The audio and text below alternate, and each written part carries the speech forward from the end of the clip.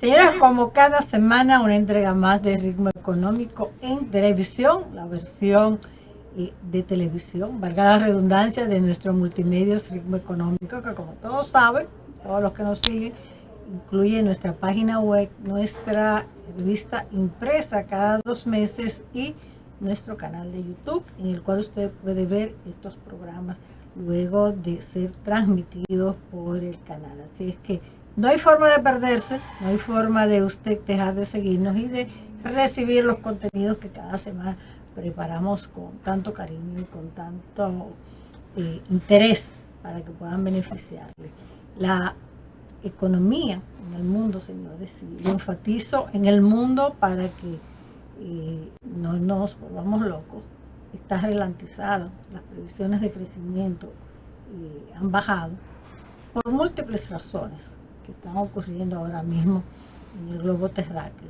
Hay una ralentización de la economía, eso quiere decir que va un poquito más lenta. Y eso lo que hace es indicarnos que debemos tomar medidas particulares y generales. En las particulares nosotros siempre sugerimos cuidar el gasto y en vez de usted gastar, invertir, tomar previsiones de tener un ahorro y concientizar sobre todo a su entorno directo, a su familia, de que no hay necesidad de dispendio. Esto no quiere decir que usted va a dejar de vivir, que usted va a dejar de salir a alguna actividad de ocio, de comprarse algo que le guste. No, lo que tenemos que hacer es prudente y gastar el dinero, usarlo de manera, yo diría, lógica. Si queremos hacer cambios profundos en alguna parte de nuestras vidas, tenemos que analizar si es el momento y si podemos respaldarla. Porque es muy doloroso que usted haga una inversión, qué sé yo, en una casa, en un vehículo, y que luego usted no pueda sostener en el tiempo ese pago por las circunstancias que le arrojan. Entonces hay que ser prudente. La economía va a seguir fluyendo.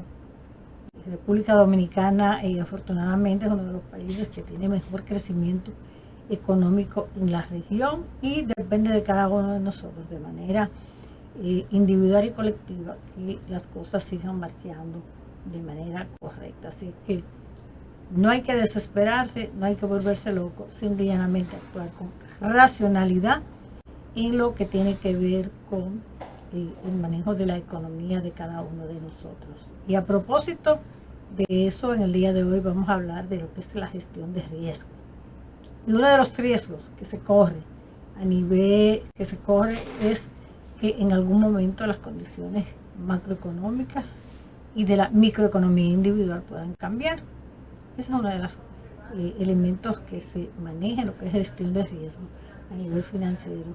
Con ello podemos prever situaciones que nos pueden impactar. Para ello tenemos una invitada de lujo que le vamos a presentar en el próximo segmento. Así que no se quite de ahí, aproveche este contenido que será de gran utilidad para usted. Hacemos la pausa y retornamos en breve.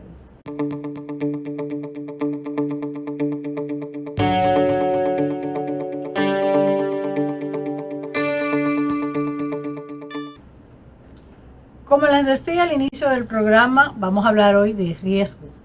Cuando la gente escucha hablar de riesgos, se enfoca, su mente se traslada a un hecho catastrófico, a un incendio, a un accidente, y entiende la prevención como acciones de física.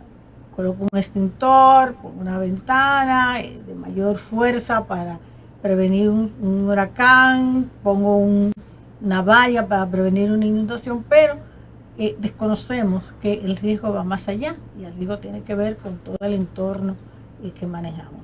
Así es que bienvenida Cibeles Jiménez, especialista en gestión de riesgo, a nuestro programa, y con ella vamos a hablar de todos esos temas.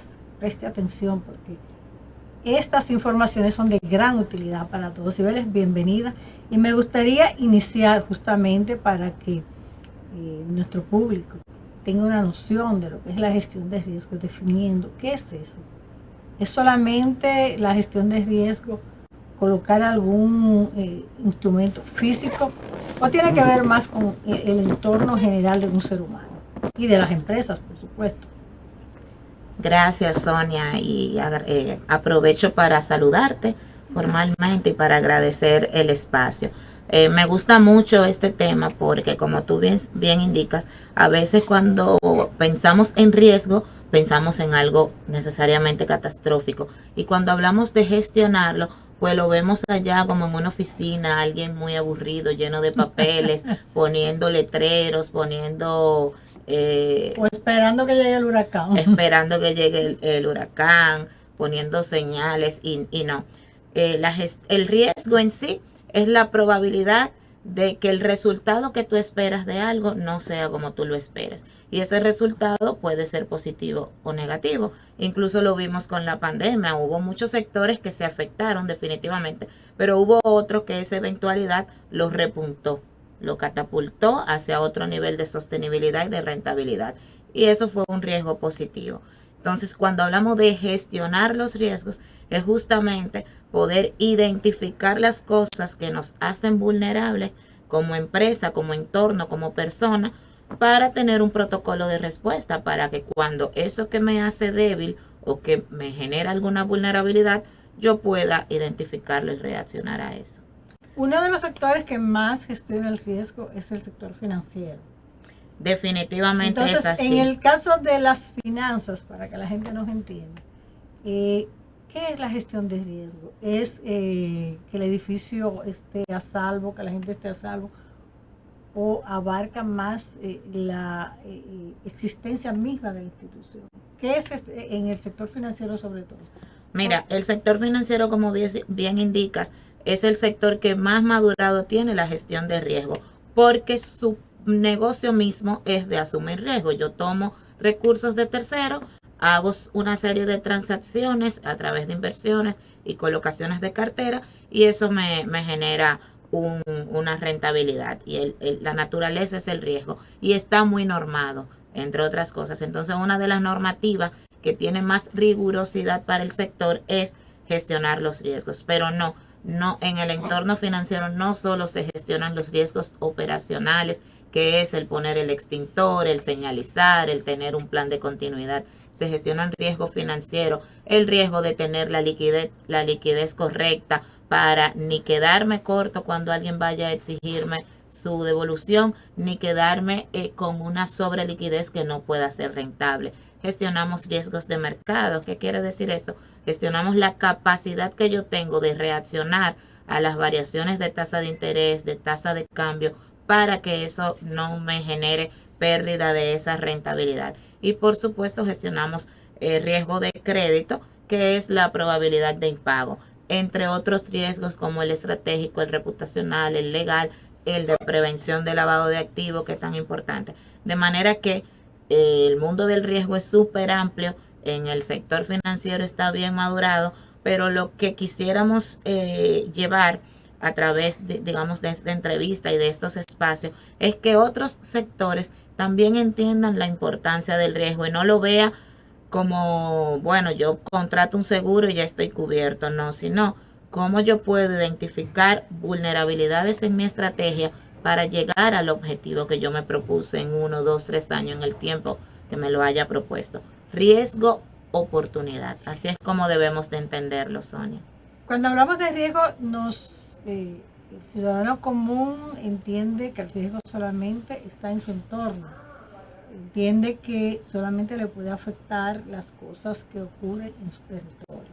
Sin embargo, en este mundo globalizado, el riesgo ha expandido las fronteras y lo que pasa fuera también impacta a lo global, impacta a lo local, como se establece ahora. En ese sentido, ahora mismo hay muchos riesgos por cambios de política, por cambio de regulaciones, por un montón de cosas, guerras, problemas de producción, en fin, hay muchos riesgos. que abarcan incluso más allá del financiero, el riesgo de alimentario, por ejemplo, con el tema de la producción de alimentos y el cambio climático. Entonces, en ese sentido, ¿cómo nosotros podemos prever como país y como individuos esos riesgos que la geopolítica nos impone? Mira, definitivamente en nuestro argot corporativo hablamos de que estamos viviendo un entorno VUCA, que es un entorno volátil, incierto, ambiguo, complejo. Y eso nos lleva a todo lo que tú estabas explicando, a tener entornos complejos geopolíticamente hablando, entornos económicos un poco volátiles, decisiones, como estamos en un mundo muy globalizado, decisiones de países que a veces entendemos lejos, pero que nos impacta la cadena logística, nos impacta la ciberseguridad, y así podemos seguir mencionando muchas cosas. Lo ideal es poder tener una estrategia país que nos garantice esa identificación de oportunidades a través de yo entender mis vulnerabilidades, y a partir de esa política país que se traslade hacia todo el engranaje económico, comercial, económico, empresarial, económico, Estado. Y cuando hablo de eso, no para nada estoy diciendo que no hemos dado paso hacia allá. Todo lo contrario, hemos dado pasos de manera sostenida hacia llegar a esa madurez, pero aún nos queda mucho como país. En el caso de los ciudadanos, porque hablas de tomar medidas como gobierno, de tomar medidas como empresas. Sin embargo, una de las cosas que hemos observado es que esta conciencia de toma de medidas de prevención no se transmite al ciudadano, no se transmite incluso a segmentos de la economía, de la producción, en este caso las MIPYMES y sobre todo las micro. No se le transmite esa información, esa conciencia de que debemos tener riesgo, de que tenemos riesgo y que hay que tomar medidas preventivas, que tenemos que protegernos de todas esas cosas. ¿Cómo podríamos nosotros contribuir o qué políticas podríamos desarrollar para transmitir esa conciencia de prevención de riesgo al ciudadano? Sobre todo y en términos personales y en términos productivos, porque un empresario pequeño, por ejemplo, del sector de la tecnología, citar algún caso, está sujeto a los riesgos de los ciberataques, por ejemplo. Entonces, en determinado momento se disparan los ciberataques por X o Y razón, pero esa persona no está consciente de que él es parte de ese conglomerado de nivel de riesgo que hay a nivel local e internacional. Mira, sí, definitivamente educación. Educación, pero la educación tiene que venir en doble vía. Tengo que proveer yo como Estado y proveer yo como empresario responsable educación a toda la sociedad para que vayamos en la misma dirección de control y percepción de los riesgos y podamos generar protocolos.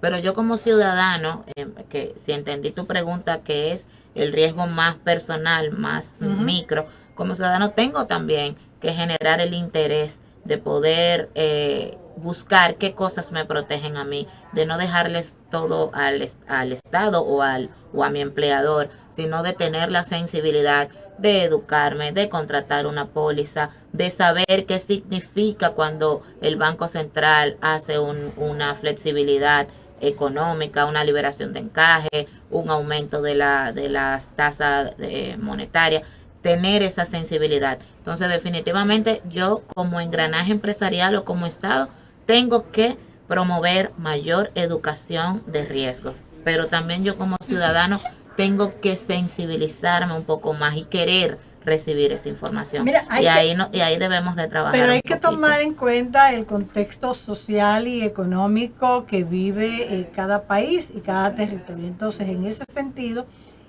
que la gente tenga esa sensibilidad, requiere conocimiento, requiere educación. Entonces, en ese orden yo voy a hacer un ejercicio aquí educativo.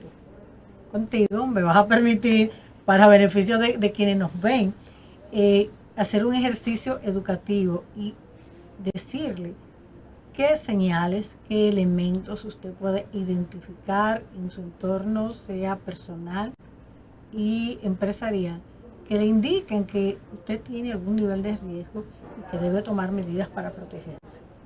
Mira, me encanta tu pregunta porque aparte es algo que hemos tomado como bandera y que a través de varios gremios de relevancia nacional hemos estado llevando a micro empresas. Entonces, una de las cosas es no entender que el riesgo es una estructura costosa, hay que quitarnos ese mito, sino entender que yo debo de estar totalmente informado de lo que está pasando para esa información traducirla a mi entorno. Si yo estoy escuchando que en Estados Unidos se está hablando de subidas de aranceles, tengo que entender si en mi negocio o en mi estructura familiar esa subida de aranceles me va a impactar, a afectar. Entonces, a raíz de eso, bueno, yo digo sí. Bueno, si los aranceles aumentan, me van a subir la materia prima, me va a subir la canasta familiar. Entonces, yo voy a establecer un plan de respuesta a eso. O voy a incrementar el ahorro, es muy fácil decirlo, pero es la manera. O voy a ahorrar un poquito más para prepararme llegado ese momento, o voy a buscar otras medidas de mitigación. Lo mismo pasa cuando escuchamos tanto lo de ciberseguridad. Entonces, como empresa, busquemos qué grupos me hacen a mí ser más fuerte, tener un músculo de ciberseguridad que me proteja a mí como microempresario. Las grandes empresas ya tienen su estructura. Y si soy como persona, bueno, pues déjame cambiar mis claves con más frecuencia, déjame tener mi información que tengo en la nube con doble seguridad, ese tipo de sensibilidad. Te estoy poniendo las dos caras para que lo podamos ver, que no solo es en el entorno empresarial. Luego hay otros riesgos importantes, como es el riesgo de la salud, que constantemente nos están bombardeando con la potencialidad de otra pandemia. Están los riesgos, como ya mencionamos, de ciberseguridad.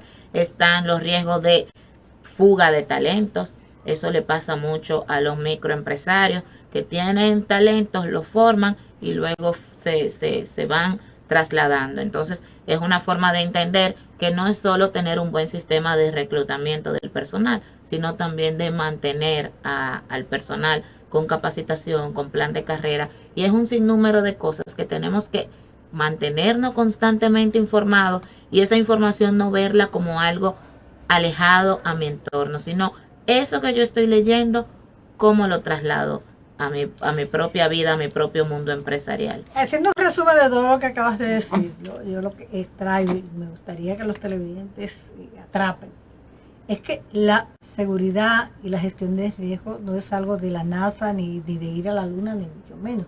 Es algo más de sentido común, de estar al día en lo que está pasando y uno evaluar su entorno, evaluar sus posibilidades, sus ingresos, para entonces determinar cómo me afecta, por ejemplo, la inflación. Sabemos que hay una inflación mundial. Entonces, si yo compraba, por llevarlo a algo más cotidiano, si yo compraba 5 libras de arroz, pero resulta que los insumos para producir el arroz, como los fertilizantes, subieron, entonces el arroz me va a subir. Tengo que hacer la previsión. En el sector financiero tiene un nombre, o sea, tiene que guardar ese encaje económico, ese aprovisionamiento, para usted poder llenar ese incremento de precios que va a venir y va a encarecer la canasta familiar, porque su poder adquisitivo se reduce.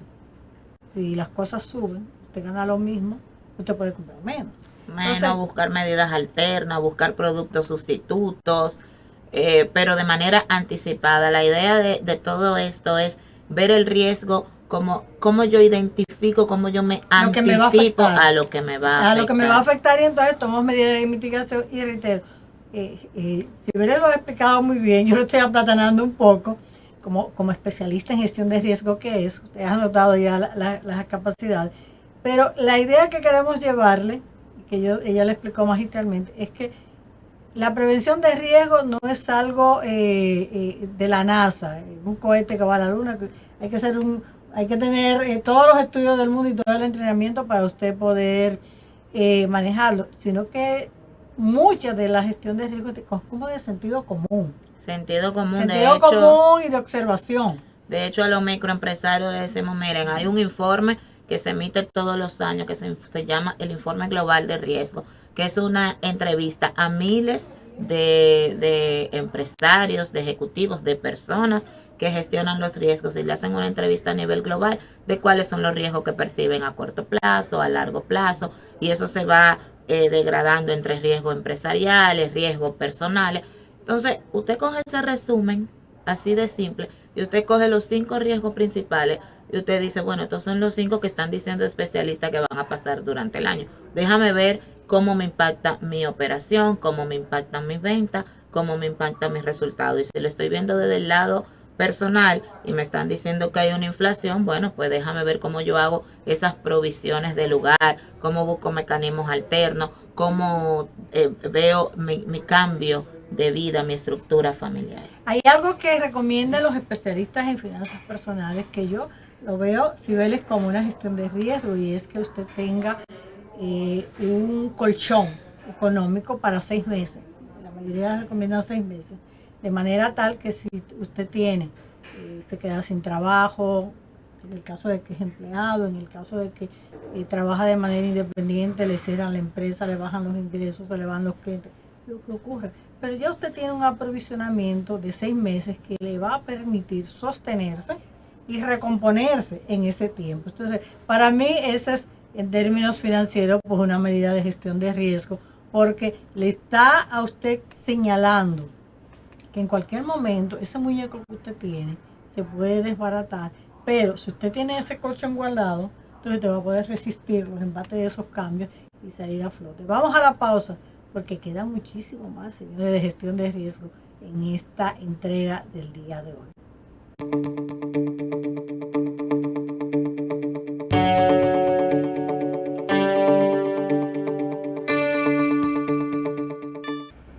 Cibeles Jiménez, especialista en seguridad, nos acompaña en el día de hoy.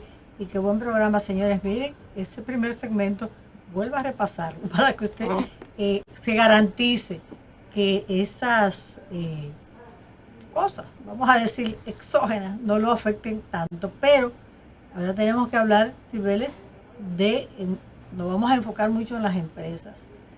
Y las empresas que son esa estructura que sostiene la producción económica de cualquier país. En el sector empresarial, ¿cuáles son los más vulnerables en términos de gestión de riesgo en la República Dominicana? Wow, es una pregunta difícil porque todos en diferentes tipologías, en diferentes dimensiones, somos vulnerables. El sector financiero, por supuesto, por su naturaleza, como decía al inicio, el negocio del sector financiero es asumir riesgos. Hago la pregunta porque hay empresas o empresarios que dicen, no, nosotros estamos seguros. Seguro hay muy pocas cosas ahora mismo. Te decía del entorno VUCA en el que vivimos. Por ejemplo, yo me refiero mucho también a un estudio que leí hace un tiempo de Deloitte que decía que solamente hay 2 tipos de empresas que con potencialidad de ataques a ciberseguridad. Las que ya lo sufrieron y las que lo van a sufrir. ¿Qué te quiere decir eso? Que no hay espacio a que tú no lo vayas a sufrir. Lo que hay que esperar es el momento. Por eso mismo me gustaría entonces entrar en la segunda parte de la pregunta, sin importar la naturaleza de la empresa. Sin importar. Sí, porque como bien dices, todos tenemos niveles de riesgo. Entonces, sin importar la naturaleza de la empresa, el tipo de servicio o producto que ofrezca, ¿cuáles son los elementos que debe identificar en la gestión de riesgo para prevenir?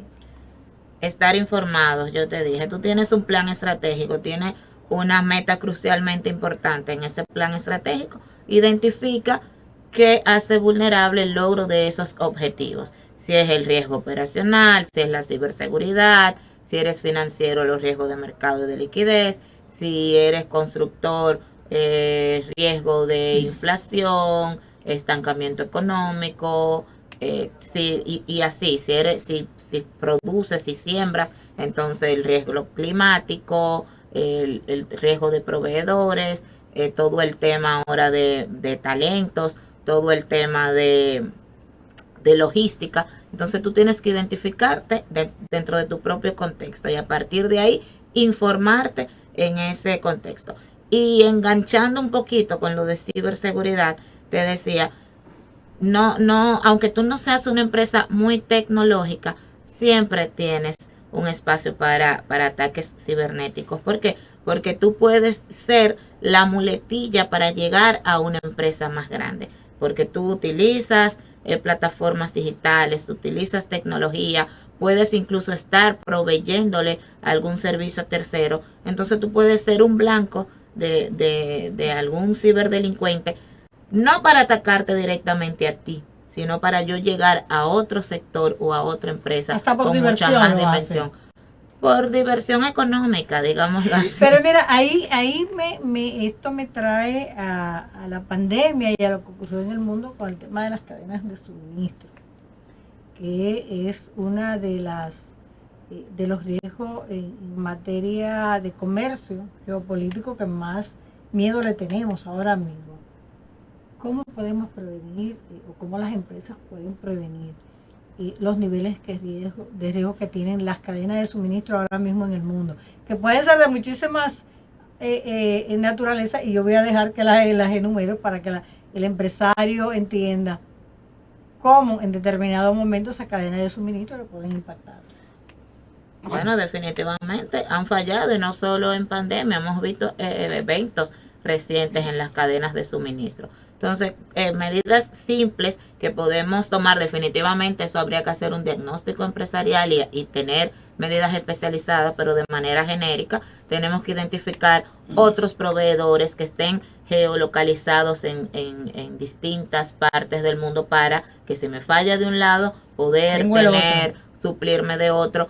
Debo tener ya la relación sobre la negociación de precios para garantizar que, aunque me mueva de proveedor, puedo garantizar esos costos que yo tengo como empresa.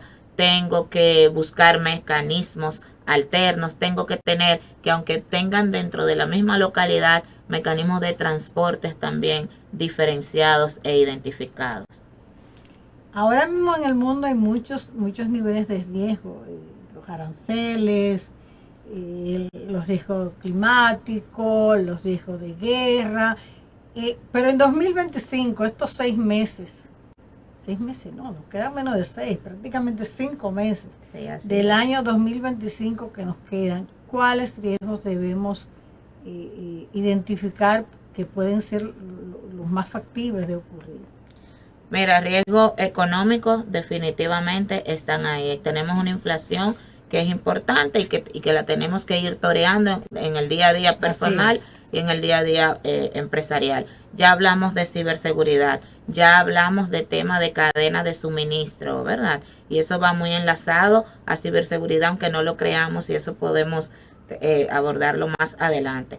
Pero también tenemos a Estados Unidos hablando de incrementarnos los aranceles, que tiene que ver con el tema económico, aunque ahí el presidente dijo que República Dominicana es parte de sus aliados y que va a tener una serie de concesiones. Entonces yo como empresario tengo que relajarme un poco, pero ver qué oportunidades yo puedo identificar de negocio hacia esos otros países que no van a tener las concesiones nuestras. Y fíjate cómo ahí empiezan a surgir oportunidades. Pero además esta semana acaba de promulgarse el Código Penal, donde como empresa nos otorgan muchas responsabilidades penales. Entonces yo tengo que empezar a hacer una matriz legal. Un programa entero, Siberia.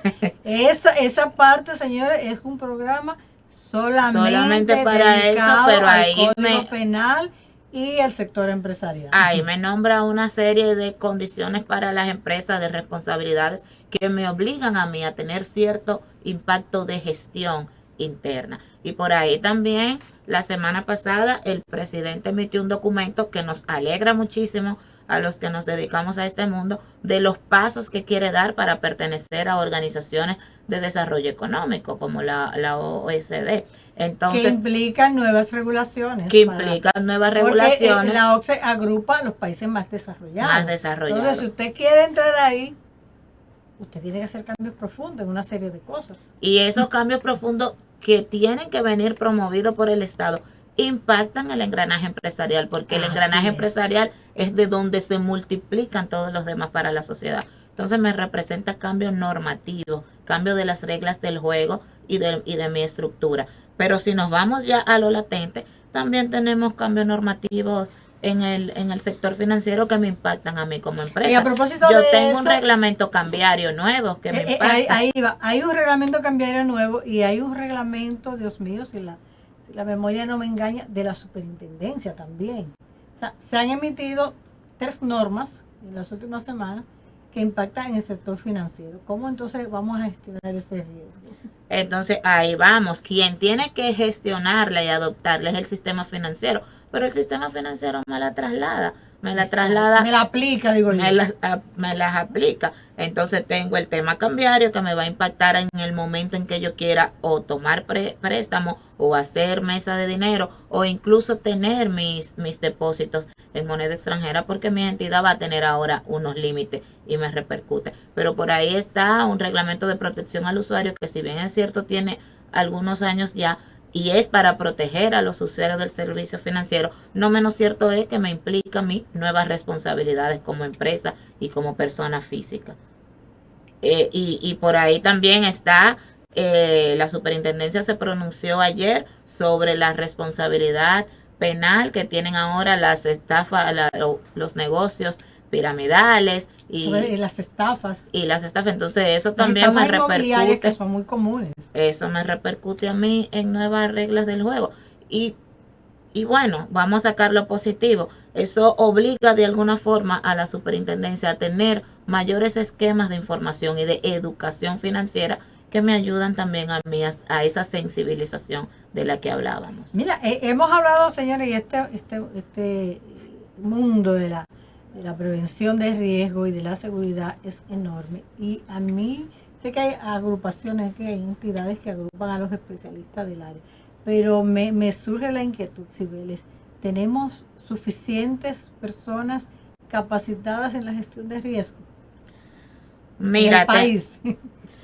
Tenemos muchas personas capacitadas, muchos buenos especialistas. Como te decía, en el sector financiero están por naturaleza propia, por la madurez que se reviste, por necesidad normativa, tienen mucha más especialidad y muchas más profesionales. Sin embargo, esa gestión de riesgo se está potencializando, se está multiplicando de manera acelerada, y ya en muchísimos sectores tenemos estructura de riesgo y tenemos gestores de riesgo. Si vamos a estadísticas así globales, el 53-60% de las empresas reconocen la importancia de una gestión de riesgo y tienen cierto nivel de gestión de riesgo, quizás no a través de una estructura formal, pero sí a través de su auditoría, sí a través de finanzas, sí llevan ese tema a su gobierno corporativo, a su entorno de consejo de administración. De manera que poquito a poquito sí nos hemos sensibilizado y hay muchísimas capacitaciones en ese entorno. Y te sorprendería ver cómo del 2020 para acá, la pandemia, se destapó la importancia de la gestión y cómo muchísimos jóvenes, muchísimos profesionales se están adentrando a este mundo. Y bueno, y déjame aprovechar una asociación, un club de gestión de riesgo que agrupa gestores de riesgos del sector financiero, de universidades, de muchos sectores vinculados al tema, que tiene un impacto muy positivo, que tiene un alcance que ha llenado, digamos, ese vacío que existía en el sector, y que a través de desayunos, a través de congresos, a través de webinars virtuales, a través de sus redes sociales, ha despertado un interés grandísimo en estos temas. Y bueno, están ahí y los invito a que se unan a ese club, porque es loable y es de felicitar toda la labor que hacen. Y es la única entidad que conozco que agrupa a este tipo de profesional. Hay un riesgo que en esta sociedad de la información y en esta economía de la atracción, se podría decir, es el riesgo reputacional. El riesgo reputacional que tiene una empresa que puede llevarlo o al quiebra total o en algún momento, bueno, como ocurrió recientemente con un CEO de una empresa, que la empresa se hizo famosa y conocida a raíz de una situación personal que él y su directora de recursos humanos protagonizaron. Las empresas dominicanas tienen conciencia de los riesgos reputacionales a nivel general, me refiero, porque sé y conozco a excelentes profesionales en el área de lo que es la comunicación institucional que trabajan en el área, pero a nivel general, las empresas tienen conciencia de ese riesgo, del riesgo reputacional. Mira, cada vez más, como te digo, se van concientizando. Sí, sí hacen cierto nivel de gestión a través de manejo de crisis, pero también es verdad que esperan que le pase algo para decir, ah, ahora manejamos esta crisis, buscamos un especialista.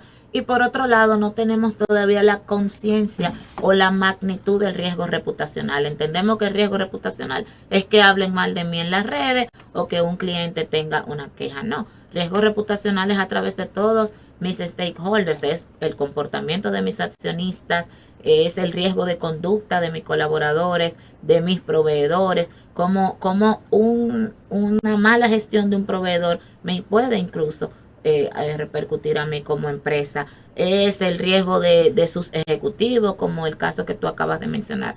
De manera que esa reputación que me cuesta años construirla puede estarse lacerando en apenas horas con lo rápido que viaja la información ahora mismo. Y tenemos que estar conscientes de que no solo es un mal comentario en redes, es una caída en el sistema, es un comentario de un cliente a su entorno, son el comportamiento de los colaboradores, es el lenguaje que tienen mis accionistas, que las personas reconocen como accionistas de mi empresa. Y si tú te comportas mal, ¿qué es lo que van a decir? Ah, pero mire, esa es la dueña de tal empresa. ¿Ves? Entonces empieza a lacerarse la reputación. Entonces cuando nosotros logramos tener ese riesgo reputacional en todas estas escalas, cuando empezamos a gestionarlo de una manera medianamente adecuada. Desde tu óptica como especialista y con la gran experiencia que tienes en el sector, ¿cómo andamos en términos país?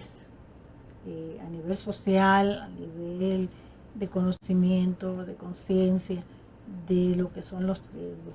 ¿Andamos bien? ¿Necesitamos más? ¿Qué a nivel macro me refiero? Porque ya lo individual lo abordamos de que cada persona pues, tiene que identificar los elementos de riesgo que pueda tener. Pero a nivel macro, como sociedad, ¿qué conciencia tenemos nosotros de los niveles de riesgo? Y me voy a algo muy simple.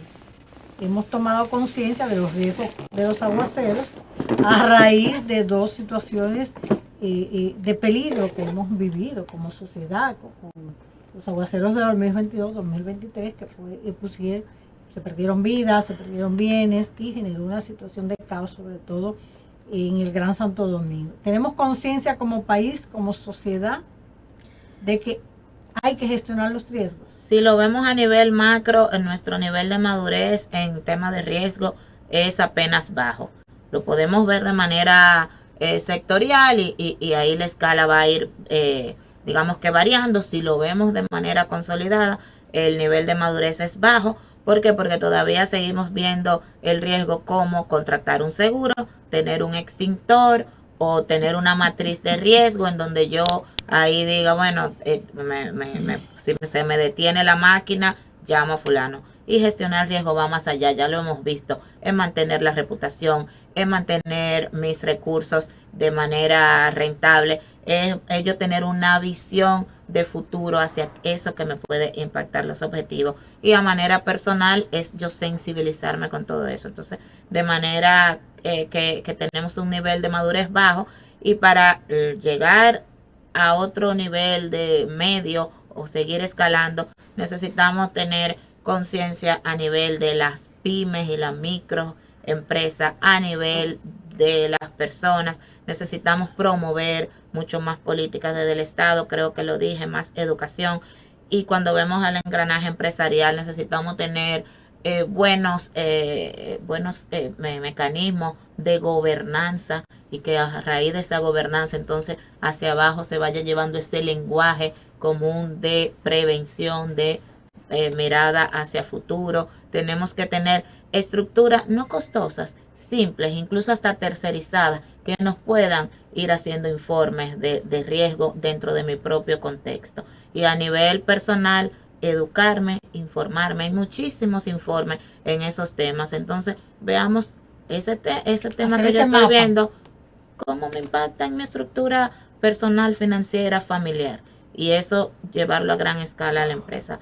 De manera que creo que estamos bajo, pero encaminados a poder lograr un nivel medio si hacemos acciones concretas y no costosas. Y no, y mira, y me surge la idea de que no es costoso usted sentarse y hacer, señores, con un lápiz que está, el lápiz y el bolígrafo, escribir, está demostrado que incluso es bueno para el cerebro. Usted hacer como una listita, diría yo, Cibeles. Una listita, mire, yo gano tanto, si me quedo, yo mis gastos son estos, entonces fulana, en el caso de que sea una pareja, tiene tales ingresos, entonces si yo me quedo sin trabajo, los ingresos bajan a tanto, ¿qué voy a hacer? Tengo el famoso colchón de los 6 meses.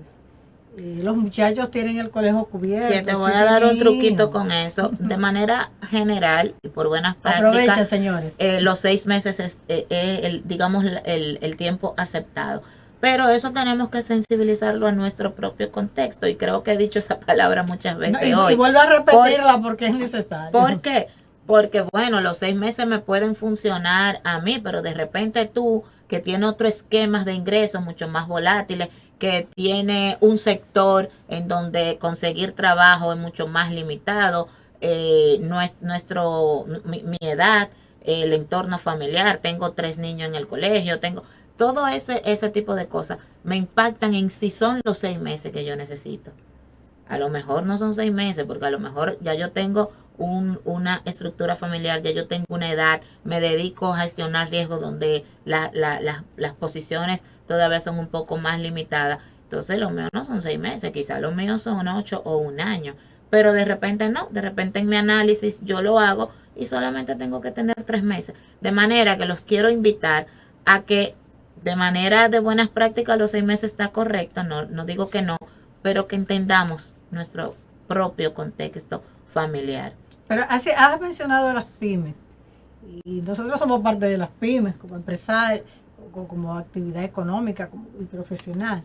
Y una de las debilidades que yo identifico en que muchas pymes puedan sobrevivir los famosos 5 años es justamente la prevención de riesgo.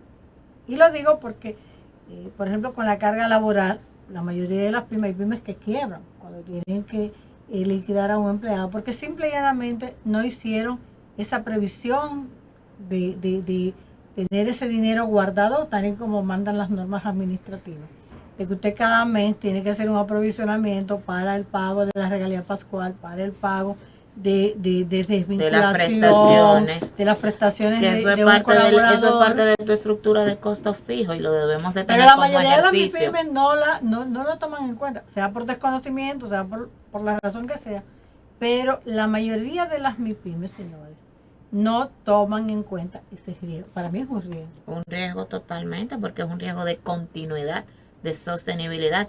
Y fíjate cómo lo podemos ver distinto. Crea ese aprovisionamiento y ponlo en un instrumento financiero y hazlo rentable. Y de paso te proteges. Y de paso te proteges. Mira. Y llegará el momento en que esa estructura financiera que tú has creado con esa provisión va a hacer que ese costo fijo sea menor cada mes. Acabas de dar una idea. Yo creo que ya los televidentes y yo te estamos debiendo. Le estamos debiendo a Cibeles, sí, porque ella le acaba de una idea que a mí me parece genial. Y que hace toda la lógica en el tema de la administración financiera. Si usted tiene 3, 4, 5 empleados, dependiendo del tamaño de su empresa, sea una MIPYME, sea pequeña o mediana, y usted tiene ese aprovisionamiento en el banco, en un certificado financiero, por ejemplo, de esos que se hay, y usted lo va dejando ahí que se engrose, al final de cuentas, en vez de ser una carga, usted ha creado una riqueza. Claro, un instrumento recapitalizable. Hay muchas opciones de inversión ahora mismo en las que nosotros podemos colocar esos fondos que al final no son nuestros.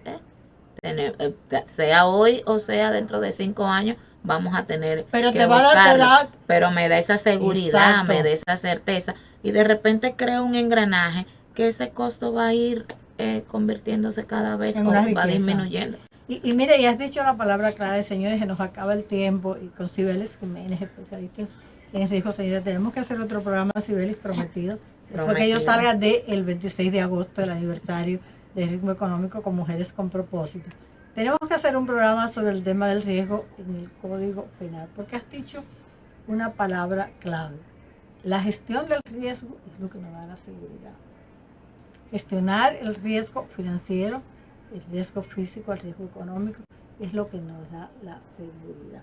Vivir sin miedo. Yo creo que con este mensaje acabamos de hacer la tarea. Acabamos de hacer la tarea, señores.